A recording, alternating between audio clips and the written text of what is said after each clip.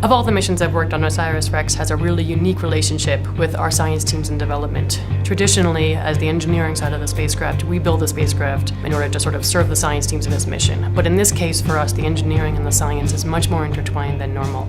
The scientists are needed for all of the information from their science instruments on the spacecraft, as well as all their analysis pre-launch, is what enables us to direct the spacecraft, guide it, and land safely on the surface. And so without the science input, we can't accomplish our engineering goals either. We started formal assembly and test operations in March of 2015. We did that in a clean room because it's so important for us to maintain the pristine nature of the samples. So we had extra controls that were required for us on this mission that we haven't had in the past. We then tested the spacecraft through a series of environments that mimic what it sees from the time that the rocket launches all the way until the sample lands safely in the desert in 2023. We tested it over temperature, we tested it over pressure, vacuum, no vacuum. We tested it in vibration environments, and we tested it through the acoustic environment that it sees during the launch environment. It really took a whole team of people in order to make sure that the efforts were successful.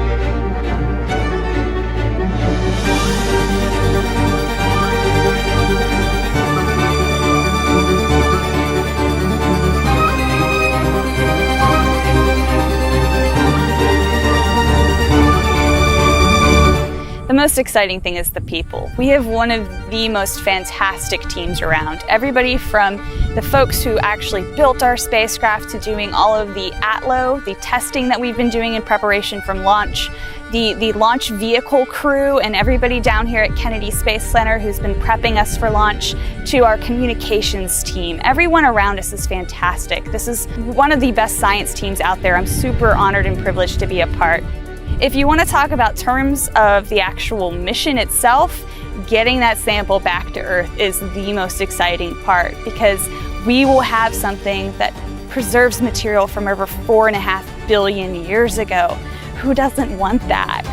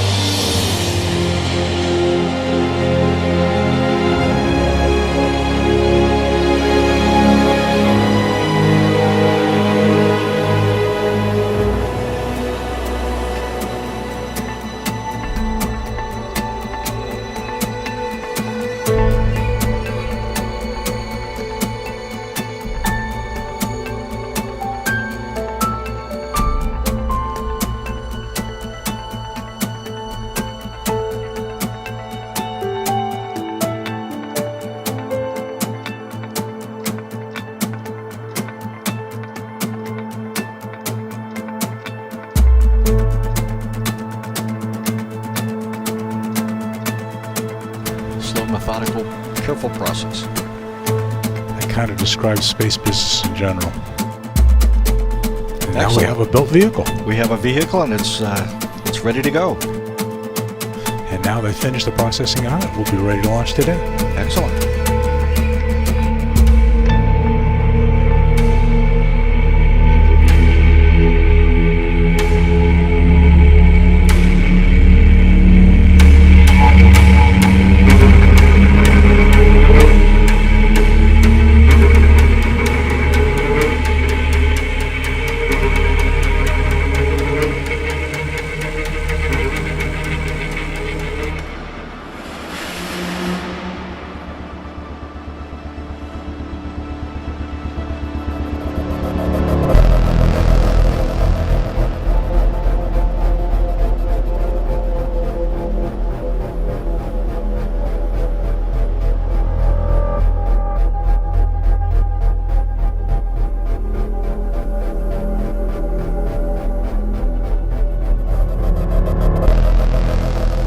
Spacecraft safely delivered out to the vertical integration facility, and then it was hoisted atop the Atlas Centaur rocket. It was. It was a good day to do that. Yeah. So we found a window where the winds were down, where the clouds allowed us to do it, and got up there. The ULA guys have all been spectacular as well. Like I said, we've had a really good time here, and we're looking forward to a spectacular launch as well. 1 minute, 21 seconds and counting. Coordinator, clear to proceed. Launch director, LD is go and you have permission to launch. Proceeding with the count. What makes you excited about watching a rocket launch? What doesn't make you excited about watching a rocket launch? I hear that you're gonna feel the shock waves and the sound waves. T-minus 1 minute and counting. Status. Range green. No issues with the range. Everything continues to be go. A final status check of Atlas, Centaur, and OSIRIS-REx readiness will be conducted 25 seconds away from launch. T-minus 40 seconds. Stable at step 3.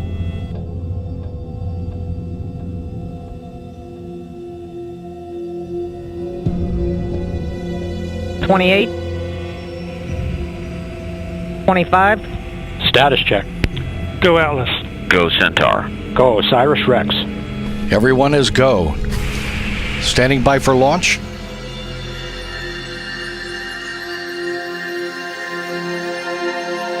Ten seconds.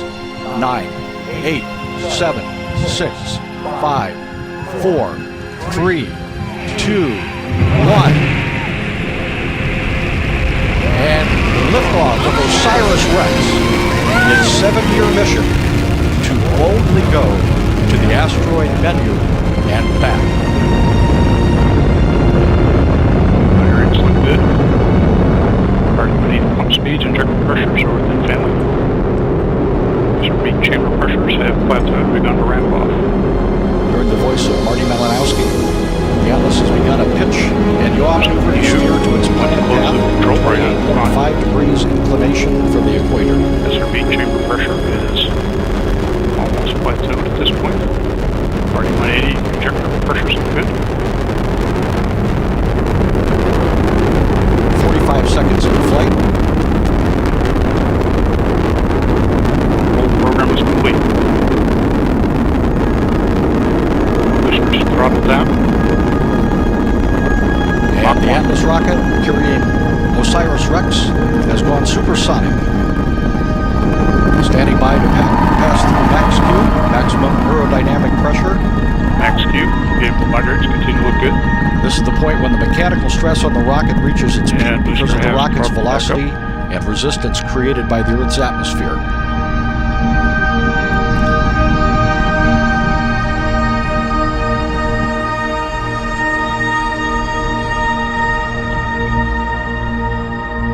Signatures look good. Current altitude is 14 miles. Downrange distance is 9 miles. Current velocity 2,488 miles per hour. Range track shows vehicle progressing down the middle of the range. And you see the solid rocket booster jettison. Separation looks good.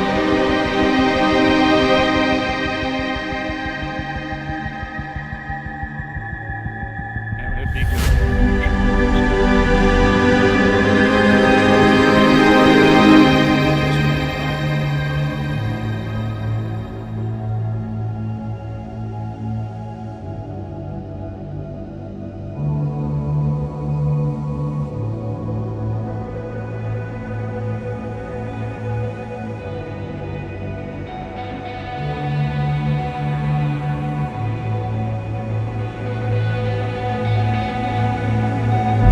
worked hard to get to this point. The best times are ahead of us. We are going to get to asteroid Bennu. We're going to map it. We're going to pick that site. We're going to get that sample, and we're going to bring it back to Earth in 2023. And so I can't tell you how thrilled I was this evening. It was a wild, emotional ride, thinking of everybody that's with us, that's not with us, and all of the anomalies that we troubleshot, none of those came up. We hit all of our milestones within seconds of the predicts. Really kicked that field goal right down the center of the goalpost. So NASA has done it again, absolutely.